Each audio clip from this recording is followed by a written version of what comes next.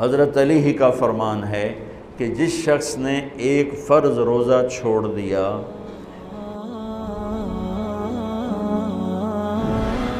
رمضان کیوں کہتے ہیں؟ رمضان کا مطلب ہے جل جانا، کس چیز کا جل جانا؟ صلاۃ الاوابین حین ترمز الفصال، نیک لوگ ایک نماز پڑھتے ہیں کب؟ جب اونٹ کے پاؤں جلنے لگیں، اونٹ کے پاؤں جب جلنے لگیں، اونٹ کے بچے کے پاؤں جب جلنے لگیں۔ تو رمضان میں جل جانا، اس کا روزے سے کیا تعلق ہے؟ اس کا روزے سے تعلق یہ ہے کہ 360 دن سال میں ہوتے ہیں چاند کے لحاظ سے، 330 دن کے گناہ اللہ رمضان کے روزوں میں ہر روز میرے آپ کے گناہ جلاتا ہے، جلاتا ہے، جلاتا ہے۔ بھوک لگتی ہے ایک آگ بنتی ہے، پیاس لگتی ہے ایک آگ بنتی ہے، تو ہمارے لکڑی کی آگ میں چیزیں جلتی ہیں اور ہماری بھوک، روزے کی بھوک کی آگ میں گناہ جلتے ہیں، اور 29ویں روزے اللہ سارے سال کے گناہوں کو جلا کے روزہ والا یا روزے والی کو ایسے پاک کر دیتا ہے جیسے آج ماں کے پیٹ سے نکلا ہو، ایسے ان کو خوبصورت کر دیتا ہے۔ حج کا مہینہ آیا، اعمال اسی طرح ہیں جیسے ہوتے ہیں۔ رمضان کا مہینہ آیا تو میرے نبی کا اعلان ہو گیا، ایک فرض 70 فرض کے برابر ہو جاتا ہے، کمال ہے، نفل فرض کے برابر۔ فرض اور نفل میں فرق کیا ہے؟ حضرت علی ہی کا فرمان ہے کہ جس شخص نے ایک فرض روزہ چھوڑ دیا، پھر قیامت تک اس کی قضا میں نفل روزے رکھتا رہا، تو ایک روزے کا یہ سارے روزے بدلہ نہیں ہو سکتے۔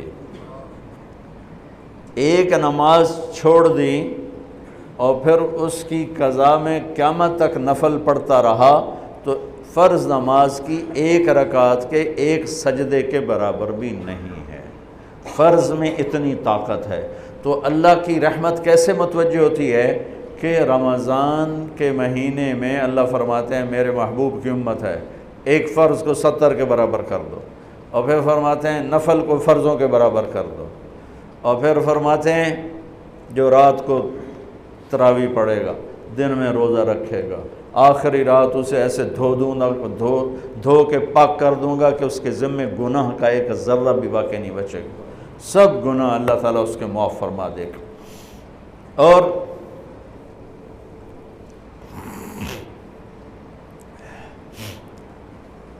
میرے نبی نے فرمایا من صام رمضان ایمانا و احتسابا، دوسری بھی من قام رمضان ایمانا و احتسابا، جس نے روزہ رکھا اللہ کی رضا کے لیے، جس نے تراویح پڑھی اللہ کی رضا کے لیے، اس کے پچھلی زندگی کے سارے گناہ اللہ معاف فرما دیتا ہے۔ رات کا قیام کسی امت کو نہیں ملا۔ دیکھو روزہ سخت تھا تو ان کا قیام اللیل نہیں تھا، چونکہ وہ اپنی کتاب پڑھ سکتے ہی نہیں تھے۔ رمضان میں اللہ نے آسمانی کتابیں اتاریں، یکم رمضان کو ابراہیم علیہ السلام پر، 2 رمضان کو تورات موسیٰ علیہ السلام پر، 8 یا 6 رمضان کو عیسیٰ علیہ السلام ان پر، موسیٰ علیہ السلام پر، ان پر داؤد علیہ السلام پر زبور کو اتارا، اور 12 یا 18 رمضان کو عیسیٰ علیہ السلام پر انجیل کو اتارا، اور 21 رمضان کو اللہ تعالیٰ نے پیر کی رات لیلۃ القدر میں غار حرا کے اندر اللہ تعالیٰ نے اپنے محبوب پر کتاب کو اتارا۔ وہ کتابیں فل آ گئیں، لکھی لکھائیں۔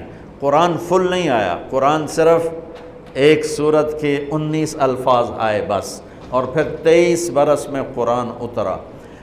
کتنے انبیاء ایسے گزرے ہیں جن کے پاس جبریل زندگی میں ایک دفعہ آیا، زندگی میں جبریل ایک دفعہ، اور ایک سے لے کر آگے کوئی تعداد مقرر نہیں ہے، 100 دفعہ 200 دفعہ، لیکن آپ حیران ہوں گے ہمارے نبی پر جبریل 23 برس میں 24,000 دفعہ آئے، 24,000 دفعہ، جو ایک عجب العجائب ہے، عجب العجائب ہے۔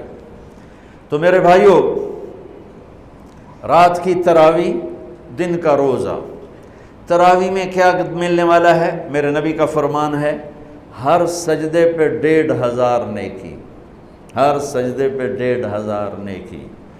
تھوڑی اپنی کاروباری مصروفیت گھٹاؤ، اپنی کاروباری مشقت گھٹاؤ، اپنے ملازموں کی بھی مشقت گھٹاؤ، تاکہ وہ تراویح پڑھ سکیں، روزہ رکھ سکیں، بشاشت سے پڑھ سکیں، اور اللہ کا فضل ہے ڈھیلے سے ڈھیلا حافظ بھی ہو تو 1.5 گھنٹے میں سارا کچھ نمٹ جاتا ہے۔ اتنی سی ہمت کرو میرے بھائیوں کہ افطاری میں تھوڑا کھاؤ۔ اگر تم پہلوانوں کی طرح شروع ہو گیا نا، پھر تو تم سے عشاء بھی نہیں پڑھی جائے گی، تراویح تم نے کیا پڑھنی۔ روزہ جسم کی فالتو چیزوں کو جلاتا ہے، روزہ ایک قوت پیدا کرتا ہے ایمانی شیطان کے خلاف۔ وہ کیسے پیدا کرتا ہے شیطان کے خلاف؟ اللہ تعالیٰ حلال کو بھی حرام کر دیتا ہے۔ جب بیوی کو بھی شہوت سے دیکھنا حرام ہو گیا اور یہ اس پہ قابو پا گیا تو اوروں کی عزت کو یہ حرام نظر سے کیوں دیکھے گا؟ جب یہ حلال کھانا چھوڑ گیا تو یہ جھوٹ کیوں بولے گا، یہ گالی کیوں دے گا، یہ غیبت کیوں کرے گا؟ جب یہ کان میں دوائی ڈالنا چھوڑ گیا کہ روزہ ٹوٹ جاتا ہے تو یہ اوروں کی غیبت کیوں سنے گا، اوروں کی برائی کیوں سنے گا؟ جب یہ آنکھ میں دوائی نہیں ڈالتا ہے کہ وہ حلق میں جاتی، وہاں سے وہ پیٹ میں چلی جاتی ہے، روزہ ٹوٹ جاتا ہے، تو یہ ان آنکھوں سے غلط کیوں دیکھے گا؟ یہ غلط کیوں کسی کی عزت کے اوپر اپنی بددیانت نظر کو ڈالے گا؟ تو جب یہ اندھیرے میں بند کمرے میں ٹھنڈا پانی پڑا ہوا ہے اور ہاتھ نہیں لگاتا ہے اور اللہ کا دھیان اسے یاد ہوتا ہے کہ اللہ دیکھ رہا ہے، نہاتے ہوئے ہونٹ بند کر لیتا ہے کہ کوئی پانی کا قطرہ منہ میں نہ چلا جائے اور میرا روزہ نہ ٹوٹ جائے، خراب نہ ہو جائے، تو یہ جب اللہ کا اتنا دھیان اس کو نصیب ہو جاتا ہے کہ اللہ دیکھ رہا ہے، ورنہ کیا کسی کو کیا خبر کہ میں 2 گلاس پانی پیتا یا میں پیاس سے بول رہا ہوں۔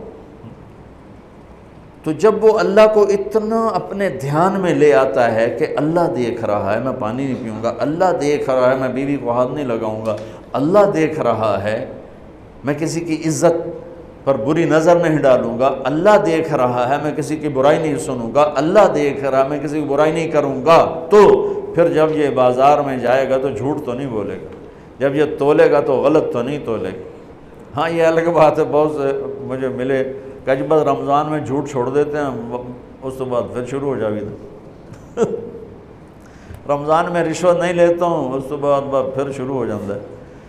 تو چلو شکر ہے 1 مہینہ تو مسلمان رہتے ہیں۔ اچھا اس کی وجہ کیا ہے کہ رشوت خور کہتا ہے جی رمضان میں نہیں، جی نہیں، رمضان میں جھوٹ نہیں بولنا، رمضان میں صحیح تولنا ہے، رمضان میں غلط نہیں تولنا ہے۔ کیوں؟ شیطان قید ہو جاتا ہے۔ رمضان میں نمازی کیوں بڑھ جاتے ہیں؟ شیطان قید ہو جاتا ہے۔ کسی امت کو یہ نہیں ملا کہ رمضان میں شیطان قید کیے جائیں، اس امت کو ملا رمضان میں شیطان قید ہو جاتے ہیں۔ کسی امت کو یہ نہیں ملا کہ رمضان میں جہنم کے دروازے بند ہو جائیں، اس امت کو ملا ہے رمضان میں جہنم کے دروازے بند ہو جاتے ہیں، جنت کے دروازے کھل جاتے ہیں۔